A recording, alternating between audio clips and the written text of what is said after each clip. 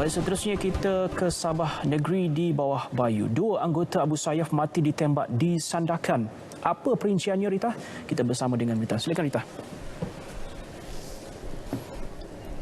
Ya, Redwin. Cubaan 2 anggota kumpulan Abu Sayyaf ASG menculik seorang pengurus ladang kelapa sawit di Pulau Timbang Sandakan gagal apabila mereka ditembak mati selepas berbalas tembakan dengan pasukan keselamatan awal pagi tadi. Kejadian itu susulan operasi di ladang berkenaan Rabu lalu yang membawa kepada tangkapan 11 lelaki, 7 daripadanya disahkan oleh pihak berkuasa Filipina sebagai anggota ASG. Pada 18 Ogos lalu, 2004, lebih kurang jam 2 pagi, PSK bersama bidang M yang melakukan mereka itu pasukan polis Pemerintah, pasukan polis Pemerintah, PGA dalam melancarkan satu operasi di kuartus ladang Wahid di Pulau Timbang Sandakan. Bercakap dalam sidang media di Sandakan, Datuk Hazani berkata kejayaan itu hasil siasatan ke atas seorang ketua kumpulan kecil ASG, Sansibar Bensio yang ditahan di Taman Sri Arjuna Beaufort Mei lepas yang mendedahkan rancangan penculikan oleh kumpulan berkenaan. Katanya kedua-dua suspek dipercayai telah diarah menculik pemilik ladang kelapa sawit itu untuk mendapatkan wang tebusan KFR.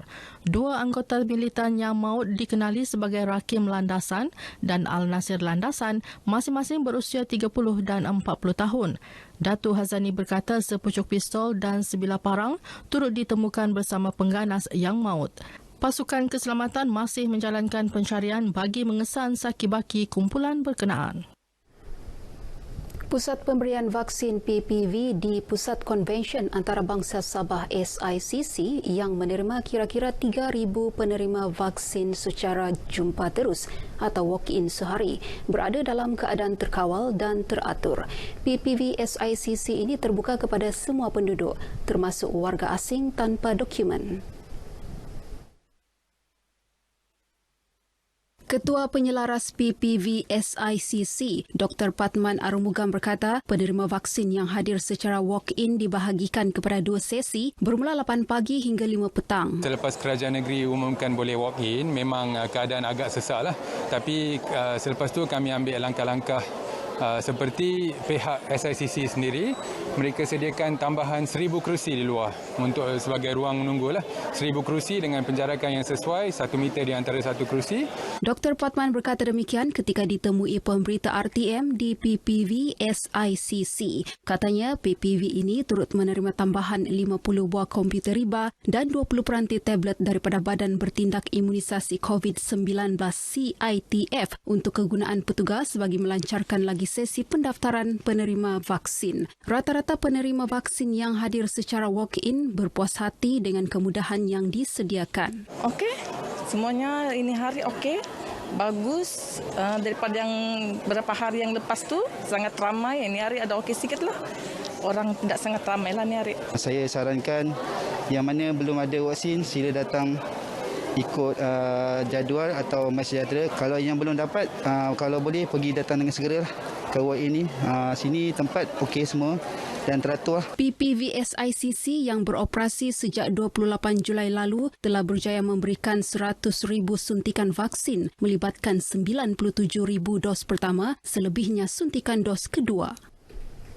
Solat Jumaat di Masjid At-Taqwa di bangunan Kementerian Komunikasi dan Multimedia KKMM berlangsung dengan pematuhan prosedur operasi standard SOP yang ketat. Hanya 100 orang jemaah atau 1/3 daripada keluasan ruang utama solat dibenarkan dengan setiap jemaah perlu lengkap 2 dos vaksin seperti ditetapkan Jabatan Hal Ehwal Agama Islam Negeri Sabah, JAHINS. Tinjauan RTM mendapati rata-rata jemaah yang hadir menunaikan solat Jumaat mematuhi SOP yang ditetapkan. Pada pandangan saya, dengan format SOP baru untuk ke masjid ini, di mana setiap jemaah diwajibkan yang sudah 2 dos, ini sekurang-kurangnya lebih menyelamatkan jemaah yang lain. Kerana dengan 2 dos ini meyakinkan jemaah yang bersembahyang. Saya amat berpuas hati dengan SOP yang telah ditetapkan oleh kerajaan.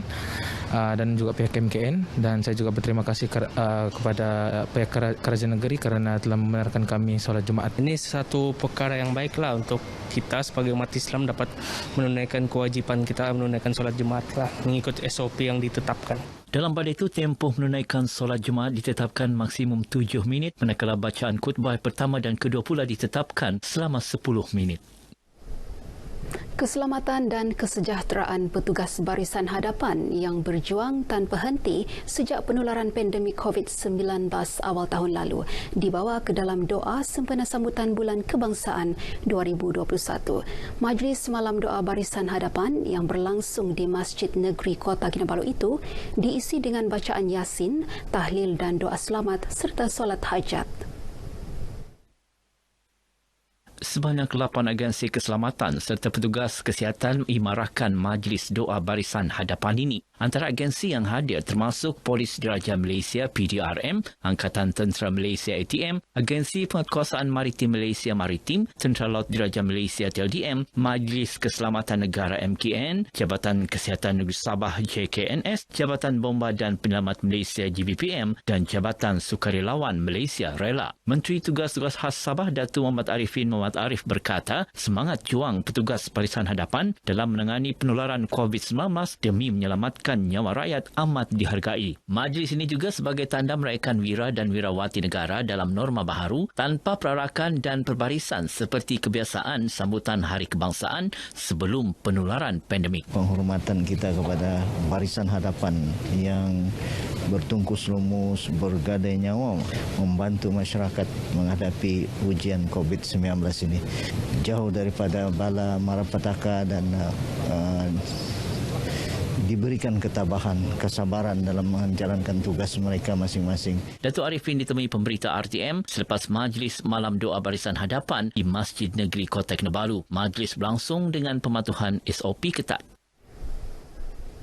Keputusan Kerajaan Negeri membenarkan 13 jenis lagi sektor yang terlibat dalam pembinaan, pembuatan, perlombongan dan perkuarian beroperasi berdasarkan kadar vaksinasi disambut baik pemain industri. Perkara itu terkandung dalam SOP Pelan Pemulihan Negara PPN Fasa 2 Sabah yang dikemas kini 16 Ogos lalu. Sektor yang dibuka ini juga perlu mematuhi garis panduan yang ditetapkan termasuk masa operasi bermula 6 pagi hingga 8 malam. Terima kasih kepada Kerajaan Negeri Sabah kerana telah mendengar keluhan penggiat fotografi, videografi dan sulikan di Sabah untuk membenarkan kedai fotografi dan perkhidmatan fotografi beroperasi. Terima kasih kepada Kerajaan Negeri yang telah mendengar keluhan kami yang di dalam bidang salon dan telah membenarkan kami beroperasi semula. Sebagai pengusaha salon di Wisma Merdeka, kami mematuhi setiap SOP yang telah ditetapkan. Antara sektor dibenarkan beroperasi termasuk kedai peralatan sukan, pakaian, fashion dan aksesori, barang kemas, kedai barang fotografi dan perkhidmatan fotografi, kedai barang terpakai serta kedai kraft tangan dan cenderahati. Baik, sekian laporan dari negeri di bawah Bayu. Usaha capai imuniti kelompok, tanggungjawab bersama. Lindung diri, lindung semua. Kembali kepada Redwin, silakan. Baik, terima kasih Rita untuk perkembangan dari Kota Kinabalu Sabah itu tadi.